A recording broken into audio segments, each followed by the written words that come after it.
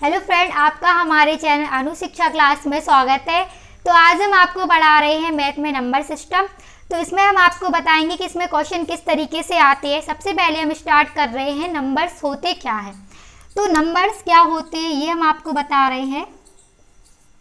ठीक, तो नंबर्स यानी दो तरीके से होते हैं, इसे दो भागों में बांटा जाता है। कौन कौन से नंबर्स होते हैं? एक होते हैं काल्पनिक नंबर और एक होते हैं वास्तविक संख्याएं। ठीक है, वास्तविक नंबर।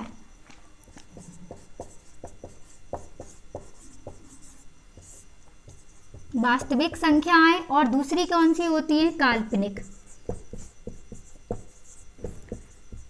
ठीक है, इनको इंग्लिश में बोलते हैं रियल नंबर और इनको बोलते हैं इमेजिनरी नंबर। ठीक है, ठीक। अब काल्पनिक संख्याएं क्या होती है और वास्तविक संख्याएं क्या होती है? तो वास्तविक संख्याएं वो होती है जिसमें क्या होते हैं? पूरे नंबर आते हैं। पूरे नंबर कैसे? यानी कि प्लस में भी आते हैं और माइनस में भी आते हैं। तो वास्तविक संख्याएं के अंदर कौन कौन से नंबर्स आते हैं हम पहले वो देखेंगे। तो इसमें होती है पूर्णांक संख्याएं भी वास्तविक नंबर में आती है और सम संख्याएं भी और हमारी विषम संख्याएं भी क्या है? यानी कि वास्तविक नंबर में आती है। और भाज्य संख्याएं और अभाज्य संख्याएं भी क्या है? हमारी वास्तविक नंबर में आती हैं।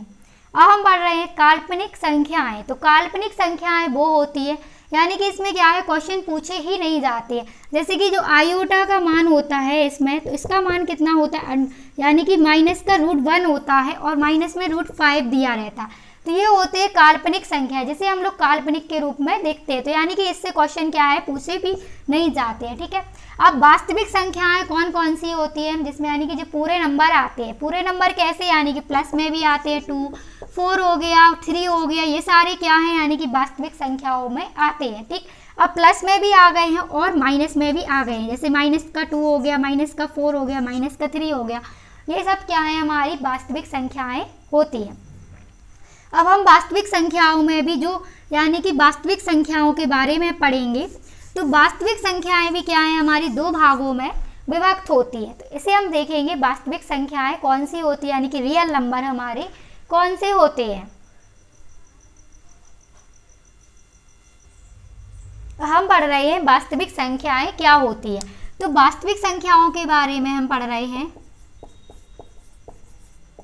वास्तविक संख्या यानी कि रियल नंबर। ठीक है,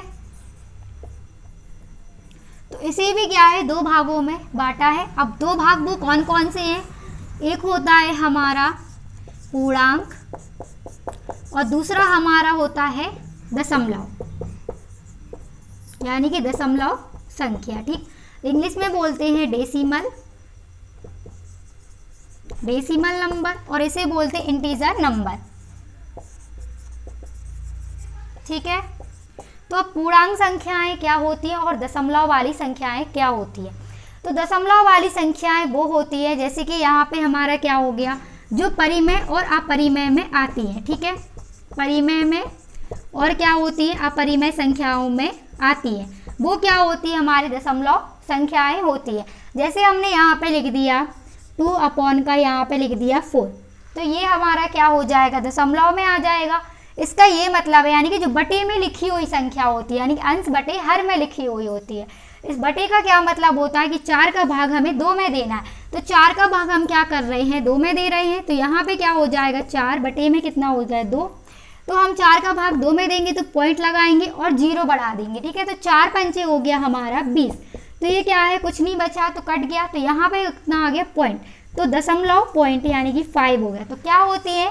दशमलव संख्याएं यानी कि जो परिमेय और अपरिमेय संख्याओं में आती है। ठीक, इसी में ही अपरिमेय और अपरिमेय संख्याएं आती हैं, दशमलव वाली संख्याएं होती हैं। ठीक, हम पढ़ रहे हैं पूर्णांक संख्याएं। तो पूर्णांक यानी इंटीजर नंबर क्या होती है? तो इंटीजर नंबर जो होते वो होते हैं यानी कि जैसे कि हम जो पूरे नंबर होते हैं, जैसे कि 2 हो गया, 4 हो गया, 3 हो गया, 9 हो गया, ये सारे क्या है? हमारी पूर्णांक संख्याएं होती हैं और ये प्लस में भी होती हैं और माइनस में भी होती है। ठीक है, कहाँ तक हो गई? यानी कि इन्फिनिटी तक हो गई। ठीक है, तो ये हमारी क्या होती है? प्लस में भी होती है और माइनस में भी होती है। अब अगर आपसे क्वेश्चन पूछा जाए कि 0 क्या पूर्णांक संख्या है, तो 0 क्या है? ना ही पूर्णांक, 0 क्या है? पूर्णांक संख्याएं नहीं है। क्यों नहीं है? वो क्योंकि जीरो क्या है, जब भी जीरो आए तो क्योंकि जीरो क्या है, जीरो का मान ना तो प्लस में आता है और ना ही क्या होता है माइनस में आता है। तो जीरो क्या है, हमारी पूर्णांक संख्याएं नहीं होती हैं। ठीक है, तो जीरो हमारी क्या है, पूर्णांक संख्या नहीं है। अब हम इसमें पढ़ेंगे जो वास्तविक संख्या में हमने आपको बताया पूर्णांक संख्याएं में, तो पूर्णांक संख्याओं में भी क्या होती है, हमारी सम संख्या और विषम संख्याएं होती है। तो हम पढ़ रहे हैं सम संख्या के बारे में और विषम संख्या के बारे में। तो हमारी जो सम संख्याएं होती हैं,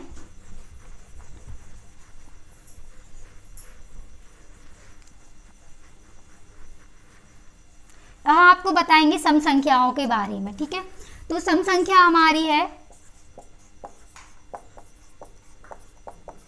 सम संख्याएं वो होती है, आप कह सकते हैं कि 2 से भाग दिया जाए, जैसे क्या होता है 2 से भाग दिया जाए, वो क्या होती है हमारी सम संख्या।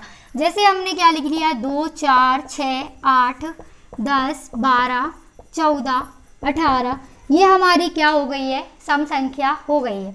अब विषम संख्याएं कौन सी होती है, तो विषम संख्याएं हमारी है, और ये सम संख्या हमारी प्लस में भी होती है और माइनस में भी होती है, और जीरो भी क्या है हमारी सम संख्याओं में भी आता है। तो जीरो कैसे आएगा सम संख्याओं में, वो हम आपको बताएंगे।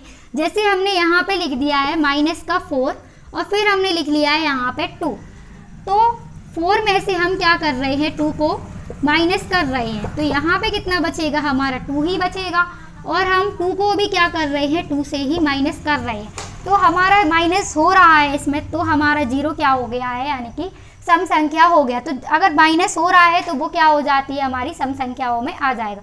तो जीरो क्या है, हमारी सम संख्या। अगर आपसे पूछा जाए कि जीरो विषम संख्याओं में आएगा, तो जीरो क्या है, विषम संख्याओं में नहीं आएगा। क्यों नहीं आएगा, क्योंकि जैसे हमारी विषम संख्याएं हो गई हैं, 3 हो गया है, ठीक, और 7 हो गई हमारी विषम संख्या, और हमारी कितनी हो गई है, 9 हो गई हमारी विषम संख्याएं। ठीक है, ठीक, फिर हमारी कितनी हो गई है, यहाँ पे 11 हो गई है, फिर हमारी हो गई है 13, फिर कितनी हो गई है 13 के बाद 15। अब हम जैसे इसमें माइनस कर रहे हैं, 3 से माइनस कर रहे हैं, कितना 1 माइनस कर रहे हैं। क्यों, क्योंकि हम 3 से 1 माइनस करेंगे तभी हमारे पास क्या है, यानी कि सम संख्या विषम संख्याओं में क्या होता है, जैसे कि 3 लिखा है, 1 और 2 3, तो हम इसमें से क्या कर रहे हैं, यानी कि 2 संख्याओं के जोड़े तो नहीं बन रहे हैं। तो सम संख्याएं भी वो होती है जिसमें जोड़े बने, और विषम संख्याएं यानी कि जोड़े नहीं बन रहे हैं। तो 3 में क्या है, हमारा जोड़ा नहीं बन रहा है, क्योंकि 3 में अगर 2 का जोड़ा बनाएंगे तो 2 बन जाएगा, 1 तो हमारे पास बचेगा। तो क्या है, इसमें जीरो नहीं है, तो जीरो क्या है, विषम संख्या नहीं है, और जीरो में सम संख्याएं यानी कि जीरो क्या है, सम संख्या है। तो हमने ये पढ़ा सम संख्या और विषम संख्या के बारे में। तो ये थी पूर्णांक संख्याओं के बारे में। अब हम इसमें देखेंगे भाज्य संख्या और अभाज्य संख्याएं क्या होती हैं, और दशमलव की जो हमने परिमेय अपरिमेय संख्या बताई थी उसके बारे में हम पढ़ेंगे। अब हम आपको पढ़ा रहे हैं कि पूर्णांक संख्याओं को भी क्या है, 2 भागों में बांटा है। तो वो कौन कौन से हैं उसके 2 भाग, यानी कि अभाज्य संख्याएं और भाज्य संख्याएं। तो अभाज्य संख्याएं क्या होती हैं और भाज्य संख्याएं क्या होती हैं।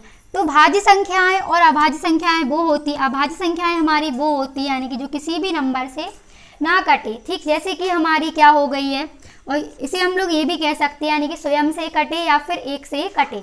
ठीक, तो वो हमारी क्या हो गई, अभाज्य संख्या है, या फिर जो किसी भी नंबर से ना कटे। जैसे हमारी हो गई है 3, और हमारी हो गई है 2, और फिर हमारी कितनी हो गई है 5, ठीक, फिर हमारी हो गई है 7, और हमारी हो गई 11। तो ये हमारी क्या है, अभाज्य संख्याएं है। अब क्यों है, क्योंकि ये क्या हो रही है, स्वयं से कट रही है और किसी भी नंबर से नहीं कट रही है। ठीक है, अब भाज्य संख्याएं क्या होती है, इसी की उल्टी होती है, यानी कि जो कट जाती हैं वो क्या होती है, हमारी भाज्य संख्याएं होती है। जो क्या है, जो संख्या कट जाती है, हमारी कट जाती है, वो हमारी क्या होती है, भाज्य संख्याएं होती है। जैसे हमारी क्या हो गई यहाँ पे, ठीक है, ये हमारी क्या हो गई, 4 हो गया, 6 हो गया, 8 हो गया, 10 हो गया। ठीक, जो इसमें ना लिखी हो, जैसे कि 12 हो गया, 14 हो गया, और यहाँ पे हमारा हो गया 13। ठीक, फिर हमारी हो गई है 17। ये क्या है, अभाज्य संख्या है जो किसी भी संख्या से ना कटे, और भाज्य संख्या जो किसी भी संख्या से कट जाती है। ठीक है, तो वो हमारी हो गई है भाज्य संख्या। अब पूछा जाए आपसे क्वेश्चन, क्या एक हमारी भाज्य संख्या है कि अभाज्य संख्या, तो एक ना तो हमारी भाज्य संख्या है, ठीक है, ना तो हमारी ये भाज्य संख्या है और ना ही हमारी ये अभाज्य संख्या है। ठीक, तो हमने आपको पूर्णांक संख्याओं के बारे में बताया है कि अभाज्य संख्या और भाज्य संख्याओं में इसे दो भागों में बांटा है। अब हम ये देखेंगे जो परिमेय और अपरिमेय संख्या होती है वो क्या होती है। ठीक, तो हमारी परिमेय संख्याएं होती हैं, यानी कि जैसे कि जो अपरिमेय संख्याएं रहती हैं तो उसे भी हम लोग क्या है यानी कि दो भागों में बांटते हैं। तो कौन कौन से हैं वो दो भाग, जैसे कि परिमेय संख्याएं क्या हैं, तो परिमेय संख्या, तो परिमेय संख्या हमारी वो होती है जिसे अंश बटे हर के रूप में लिखा जाए, यानी कि P/Q के रूप में लिखा जाता है। ये हमारी क्या है, परिमेय संख्या है। और अपरिमेय संख्या हमारी क्या हो गई है, अपरिमेय संख्या। ठीक, तो अपरिमेय संख्या में क्या होता है, जैसे कि जो हमारे ऐसे √2 का मान है, ठीक है, और हमारे यहाँ पे √3 का मान है। अब हम इसे समझेंगे किस तरीके से। तो जो हमारी परिमेय संख्या है, जैसे हमने यहाँ पे लिख दिया है 2 और बटे में 4 लिख दिया है, फिर हमने यहाँ पे कितना लिख दिया है 3 और बटे में कितना लिख दिया है 4। ठीक है, तो ये क्या हो रहा है हमारा, यानी कि 4 का भाग 2 में चला जा रहा है लेकिन दशमलव में आ रहा है, तो ये भी हमारी परिमेय संख्या है। अब यानी कि जिसका भाग पूरी तरीके से विभक्त हो जाए और ना भी विभक्त हो तो वो हमारी परिमेय संख्या है। और अपरिमेय संख्या में क्या होता है कि जिसका यानी कि √2 का मान है ये किसके बराबर, यानी बहुत सारे इसमें क्या हो जाते हैं इसके मान, कभी भी ऐसे कि मतलब पूरा नहीं होता। जैसे कि 4 है, 4 का मान हमने यानी 4 का भाग 2 में दिया है, तो पॉइंट लगाएंगे यहाँ पे 0 बढ़ा देंगे, तो 4 पंचे हो गया हमारा 20, तो पूरी तरीके से क्या हो गया, विभक्त हो गया है।